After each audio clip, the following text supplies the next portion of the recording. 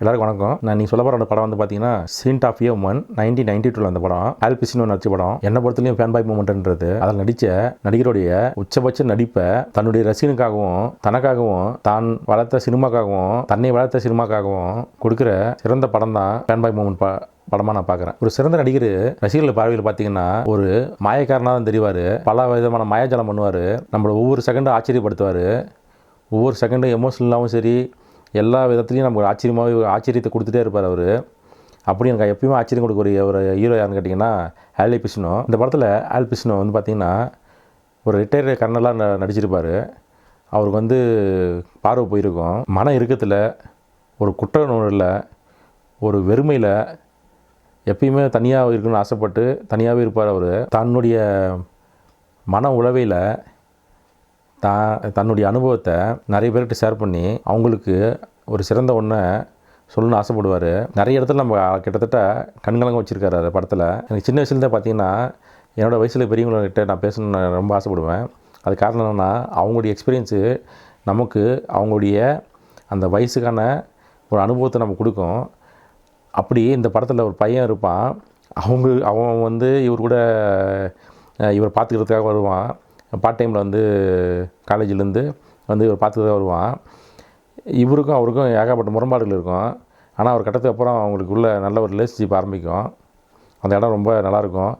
அவங்களுடைய அந்த ரிலேஷன்ஷிப்பு எனக்கு ரொம்ப ரொம்ப பிடிச்சிருந்துச்சி. அதில் இது ஒரு வாழ்க்கை படமாக தான் நான் பார்க்குறேன்.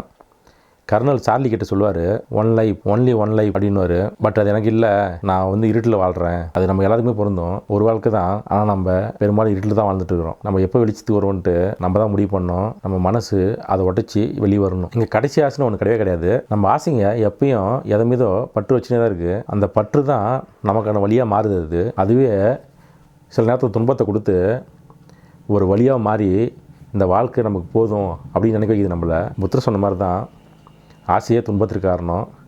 ஆனால் அங்கே யாருமே ஆசை இல்லாத மனுஷனே எனக்கு தெரிஞ்சு கிடையாது. எதிர்பார்ப்பு, நமக்கான அரவணைப்பு, நமக்கான நம்பிக்கை, இப்படி எல்லாத்து மேலேயும் யாரையாவது ஒருத்தர் நம்ம உட்கார வச்சுருப்போம். அவங்க அந்த இடத்துல நான் உட்கார மாட்டேன் அப்படின்னு நம்மளை புறக்கணிக்கிறப்ப நம்ம வாழ்க்கை வெறுமையாயிடுச்சு அப்படின்னு நம்ம ஒரு முடிவுக்கு வந்துடுவோம். உண்மையாக சொல்லப்போனால் எதிர்பார்ப்பற்ற வாழ்க்கை தான் ஒரு ஜென் வாழ்க்கை. அதான் ஜென் நிலைன்னு சொல்லுவோம். உண்மையாக சொல்லணும்னா எதையும் எதிர்பார்க்காம பற்றட்டு இருந்தோம்னா வாழ்க்கை நல்லாயிருக்கும். ஒரு ஜென் நிலையாக இருக்கும். அது எனக்கு ரொம்ப பிடிச்ச படம். இது கண்டிப்பாக எல்லாரும் பாருங்கள். இது ஒரு ரிட்டையர் கர்னல் பற்றி படமா.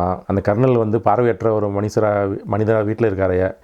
அவரை பார்த்தினா ஒரு வாழ்க்கையா, இல்லை அந்த பையனுடைய அந்த காலேஜில் படிக்கிற பையன் வந்து இங்கே இவர் கூட வந்து இவர் ஹெல்ப் பண்ணிவிட்டு அவன் வந்து ஒரு பார்ட் டைமாக சம்பாதிக்கிறதுக்கு வரேன் அவனுடைய வாழ்க்கையா. இப்போல்லாம் பார்க்குறது தாண்டி எனக்கு இதில் நிறைய வாழ்க்கை தோணுச்சு. எனக்கு நிறைய வந்து தத்துவத்தை புரிஞ்சுக்கிட்டேன். நிறைய மனுஷங்களை நம்ம ஒவ்வொருத்தருடைய கேரக்டரை நம்ம புரிஞ்சிக்க முடியும். நம்ம நினைப்போம், ஆனால் அங்கே அது வேறு ஒன்றா இருக்கும். அவர் சொல்கிற மாதிரி தான் ஒரே ஒரு வாழ்க்கை தான். அதை நம்ம தான் வாழணும். நம்ம தான் அதை வந்து கரெக்டாக கொண்டு போகணும். நன்றி, தேங்க்யூ.